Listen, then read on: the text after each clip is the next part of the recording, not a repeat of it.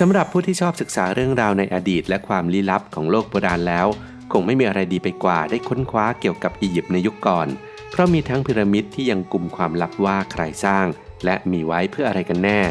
อำนาจลึกลับเวทมนต์และเรื่องราวเกี่ยวกับการเดินทางไปสู่ปรภพเทพเจ้าองค์ต่างๆหรือจะเป็นเรื่องของฟาโรห์ที่ปกครองรวมถึงการใช้ชีวิตของคนในยุคนั้นแต่ก่อนจะศึกษาและเรียนรู้เรื่องราวต่างๆนั้นจุดเริ่มต้นมันมาจากหินก้อนหนึ่งหินที่เป็นเสมือนกุญแจดอกหลักที่นักวิชาการใช้ไขประตูบานแรกของอียิปต์โบราณหินที่เป็นเสมือนคบเพลิงส่องไปยังอดีตที่มืดมนให้กลับมาสว่างอีกครั้งคลิปนี้อับดุลจะขอพาทุกท่านไปรู้จักเรื่องราวของหินก้อนนี้กันให้มากขึ้นกับ5ข้อเท็จจริงโรเซตตาสโตนหินที่พาไขประตูสู่ยุคอียิปต์โบราณครับ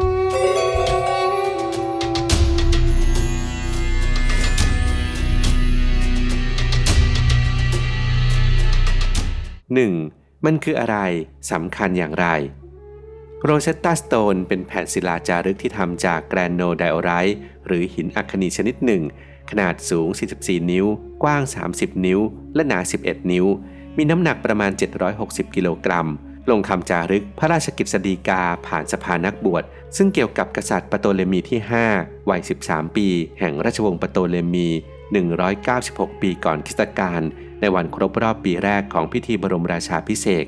ถ้าย้อนกลับไปก่อนหน้าศิลาจารึกครอบครัวของปโตเลมีสูญเสียการปกครองบางส่วนของประเทศไปกองทัพของพวกเขาต้องใช้เวลาพอสมควรในการปราบปรามฝ่ายที่ต่อต้านในสามเหลี่ยมปากแม่น้ำและบางส่วนของอียิปต์โดยเฉพาะทีปที่ยังไม่อยู่ภายใต้การควบคุมของรัฐบาล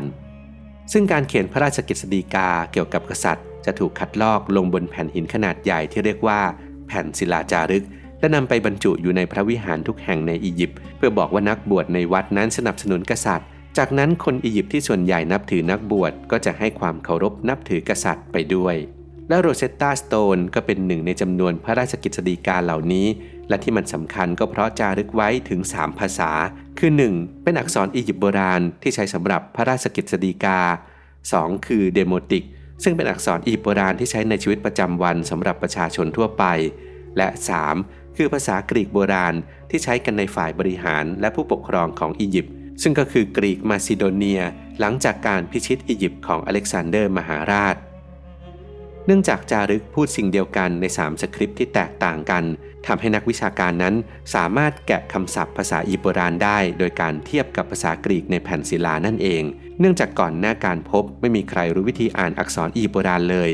ศิลาโรเซตตาจึงกลายเป็นกุญแจสำคัญในการทำความเข้าใจวรรณกรรมและอารยธรรมอียิปต์โบราณสมัยใหม่และคำว่าโรเซตตาสโตนยังถูกใช้ทั่วไปเพื่ออ้างถึงเบาะแสที่สำคัญของความรู้ใหม่อีกด้วย 2. จากซากกำแพงสู่หนึ่งในของมีค่าที่สุดในโลกแม้ว่ารายงานการค้นพบหินก้อนนี้ค่อนข้างคลุมเครือแต่เรื่องราวที่ยอมรับกันโดยทั่วไปก็คือพบโดยบังเอิญโดยทหารในกองทัพของนโปเลียนพวกเขาค้นพบหินโรเซตตาเมื่อวันที่15กรกฎาคมปี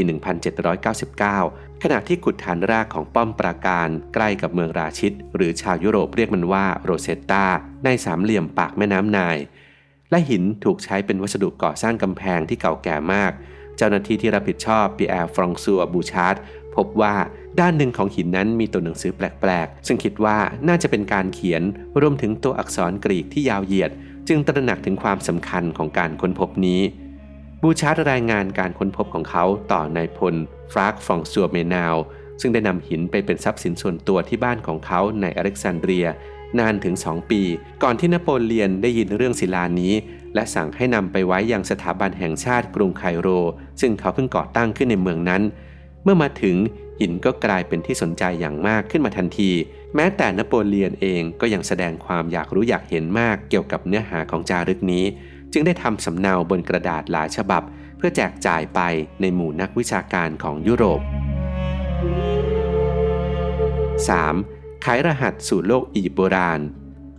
โทมัสยังนักฟิสิกส์ชาวอังกฤษเป็นหนึ่งในคนกลุ่มแรกที่แสดงให้เห็นว่าอักษรอียิปต์โบราณบางตัวบนหินโรเซตตานั้นเขียนเสียงของชื่อราชวงศ์ซึ่งก็คือเสียงของปโตเลมี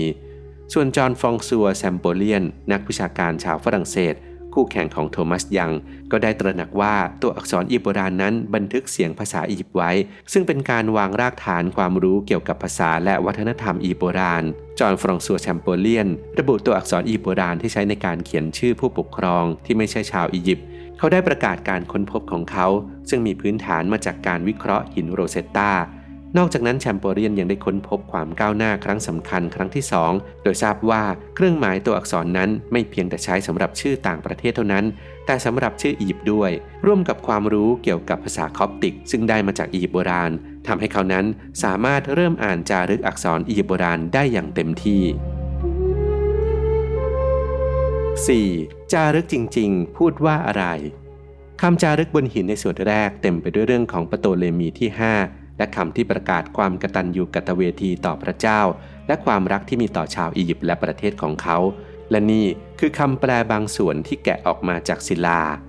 ตราบเท่าที่พระมหากษัตริย์ผู้เป็นที่รักของเหล่าทวยเทพกษัตริย์แห่งทิศใต้และทิศตะวันตกเฉียงเหนือ